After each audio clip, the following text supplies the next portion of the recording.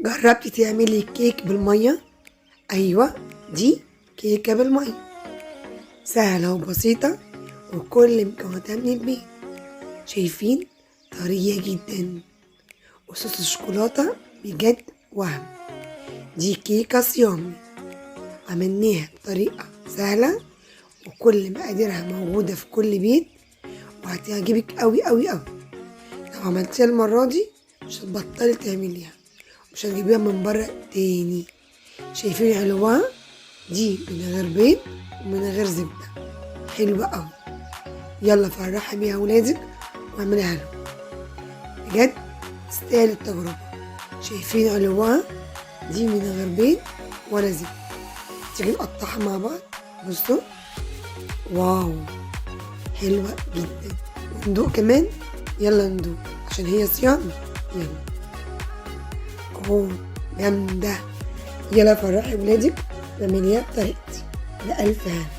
استنوا، اوعوا تنسوا اللايك والشير والسبسكرايب وتفعلوا الجرس على الكل عشان يجيلكم من عندي كل جديد. يا حبايبي، اهم حاجة اللايك. يلا بينا ندخل الفيديو، يلا بينا. ازيكم حبايبي، عاملين ايه؟ وحشتوني كتير من الفيديو اللي فات. النهارده بقى جايلكم بحاجة حلوة أوي أوي وهتعجب حبايبي الصغيرين، وهي كيك بالشوكولاتة. دايما ولادنا بيحبوا أي كيك يكون عليها شوكولاتة، بس النهارده عاملاها اقتصادية وسهلة وبسيطة لأن هي صيامي، مفيهاش ولا بيض ولا زبدة. بس هتشوف النتيجة زي ما شفتيها أول الفيديو. هنعملها حاجة حلوة في البيت وتفرح بيها الولاد. كمان أهم مكون فيها اللي هي المية. النهاردة أنا عاملة كيك بالمية. مكوناتنا دي سهلة جدا وموجودة في كل بيت.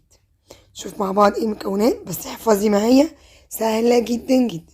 كوبايتين دقيق منخول مرة واتنين وتلاتة، كل ما تنخليه كل ما يديكي علو اكتر للكيك. ومعايا كوباية ونص مية دافية، قلت سخنة قلت باردة قلت دافية جدا، تمام. ومعايا كوباية سكر، سكر عادي اللي هو الخشن بتاعنا، مش عايزة نهم. ومعايا نص كوباية زيت، وممكن تعملي بربع كوباية بس.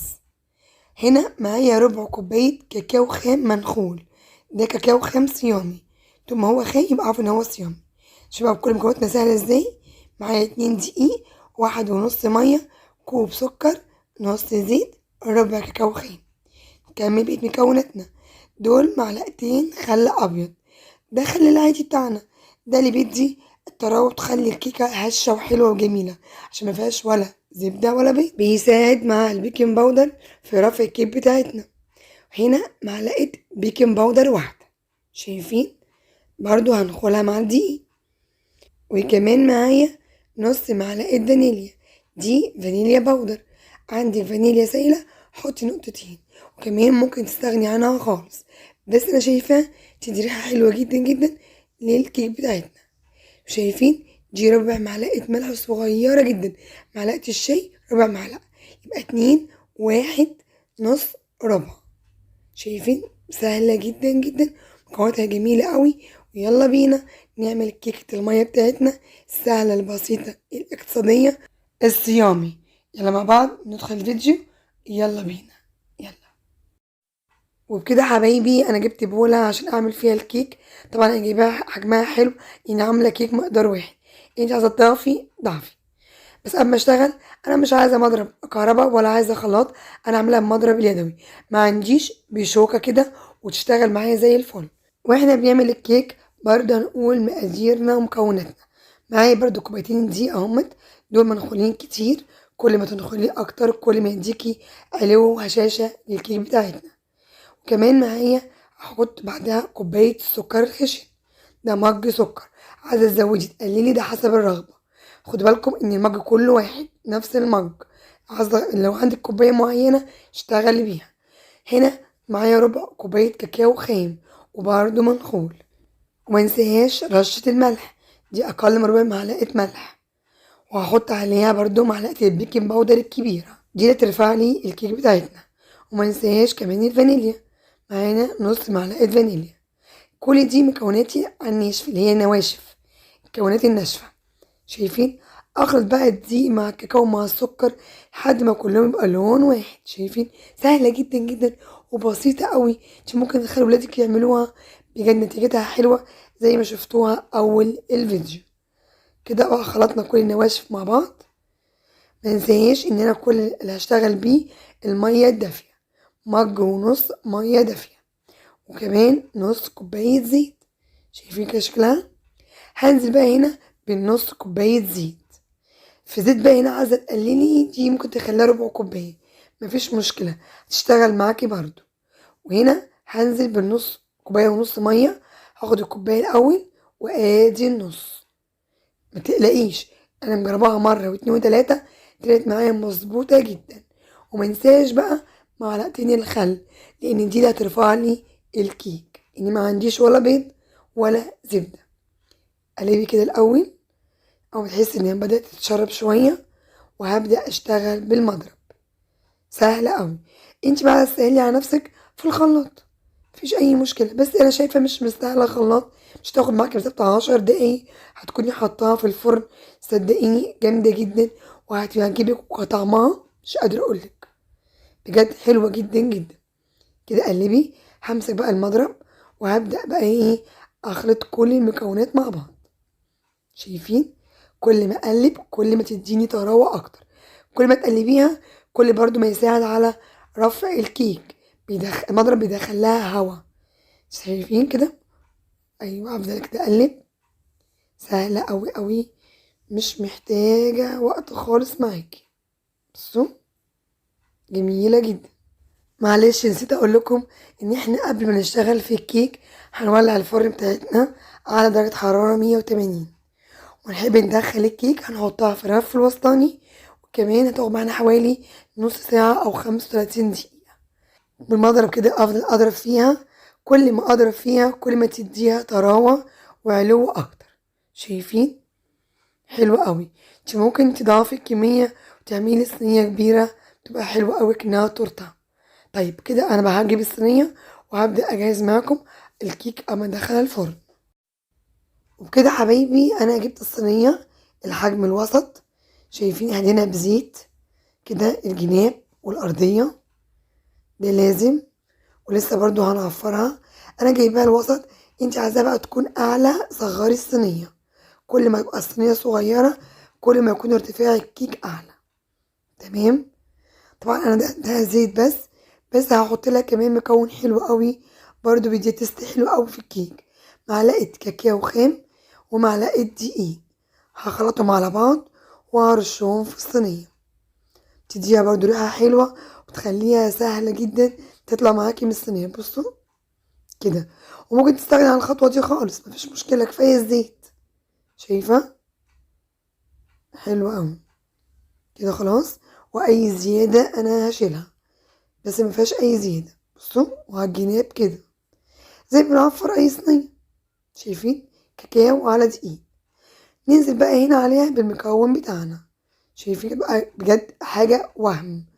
بطلعيها كده ريحتها من تحت كاكاو جميله جدا جدا. هنا انزل بقى بالكميه بتاعتي كلها، ده مقدار واحد.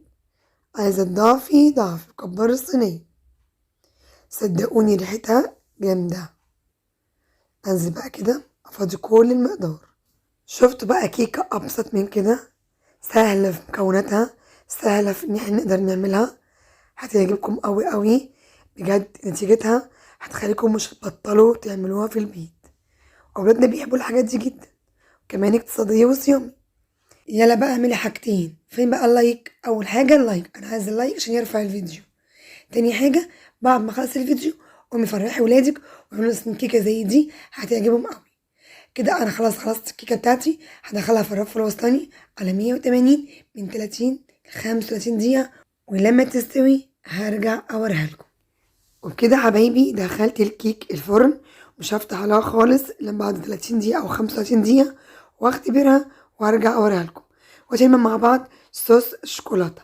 ده صوص يومي جدا وسهل وبرده بسيط، ده حسب بقى الرغبه. تقدميها كده من غير صوص، بس انا بقول لكم سهل قوي قوي. وهنعمله مع بعض. عباره عن ايه؟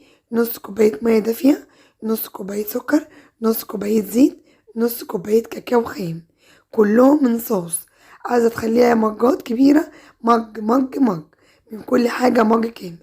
وهنا معايا منساش هحط ريحة البندق، ما عندكيش حطي ريحة الفانيليا عادي، ممكن تستغني عنه خالص. بس لقيت عندي اسانس البندق هيديها ريحة البندق زي نوتيلا بالظبط. سهلة جدا جدا وبسيطة اوي اوي. كده هنحطه في الخلاط، وبعد ما هضرب كل المكونات دي هرجع اوريها لكم. وبكده حبايبي انا خلصت الصوص، شايفين عملته في الخلاط ما خدش معايا وقت. بصوا جميل ازاي، وكمان لامع ازاي من الزيت. كده دخله التلاجة لحد اطلع الكيك ونكمل مع بعض كيك الشوكولاتة الصيامي بتاعتنا. استنوني. كده معايا كيك بعد حوالي 30 دقيقة. عملتها اختبرتها بالخلة، طلعت مستوية. بصوا هشة زي بس سخنة شوية، تبرد واوريها لكم. كده بعد ما بردت معايا نقلتها، بصوا عشان نبدأ نزوقها مع بعض بصوص الشوكولاتة. هنزل عليها كده على الوش. انا خليتها بردت عشان مش عايزاها تسيح معايا قوي، بس برضو فيها لسه سخونة، مفيش مشكلة. بعد ما نزينها ندخلها التلاجة. شايفين، ابدأ بقى اوزع الصوص كده على الجناب، وفي الاخر بقى نظبط. هنعمل كيكة او تورتاية بأبسط المقادير، وكمان اقتصادية جدا. وصدقوني طعمها بجد حلو قوي قوي، مخدتش معانا وقت خالص. كده هبدأ اوزع من الجناب عشان انا هحط في الجناب شوكولاتة مبشورة صيامي. بصوا شايفين كده انا شبعتها بالصوص. طب انا هظبط الدنيا دي كلها، وقبل ما ارش شوكولاتة والفارماسي هرجع اكمل كده. انا ظبطت، بصوا الدنيا حلوة ازاي. نبدأ بقى ازاي مع بعض الكيك بتاعتنا. طبعا الخطوة دي مش اجباري، دي اختياري، عايز اقدميها كده مفيش مشكلة. بس لقيت عندي شوكولاتة صيامي بشرتها بالمبشرة، وقلت ازوقها افرح بيها الولاد، تبقى شكلها حلو، منها كيك ومنها تورته. شايفين كده، إيه اللي عندك حطي، مفيش اي حاجه خالص، سيبيها زي ما هي كده، حلوه قوي. اي صوص عندك ممكن تخليها ساده، تبقى برضو حلوه، بس بنحاول نفرح الاولاد.